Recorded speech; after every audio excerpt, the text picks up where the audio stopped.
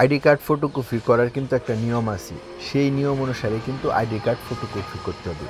সেই জন্য প্রথমে আপনি একটি A4 সাইজের পেপার নেবেন। তো A4 সাইজের পেপার আপনি ফুলও দিতে পারবেন, অর্ধেকও দিতে পারবেন। তো আমি অর্ধেক করে দিতেছি, তো আপনি চাইলে অর্ধেক করতে পারবেন, ফুল করতে পারবেন। ফুল পেপারের জন্য আপনার A4R আর অর্ধেক পেপারের জন্য A5R সিলেক্ট করবেন। তারপর আপনি কভার খুলবেন এবং কভার খুলে পেজটি সিলেক্ট করবেন, মানে পেপারটি বসাবেন।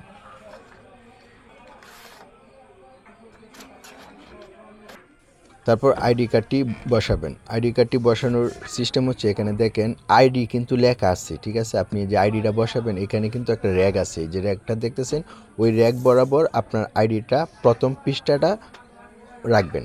তো প্রথম পৃষ্ঠাটা রাখার পর মেশিনটা অন ছিল না, আমি মেশিনটা অন করতেছি। তো মেশিন অন করার পর এখানে দেখেন আপনি A5R, এই যে A5R আপনি লেখাটা সিলেক্ট করবেন।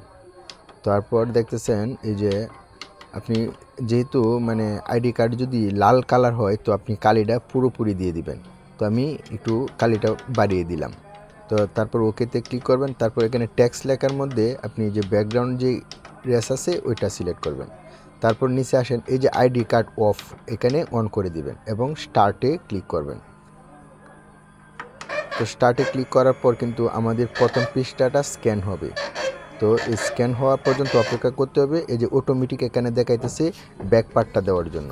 তো আমরা আবার আইডি কার্ডটার যে ব্যাক পার্টটা ঠিক সেম জায়গায়, মানে একই জায়গায় আমরা শুধু খালি উল্টা পৃষ্ঠাটা দিয়ে দিব।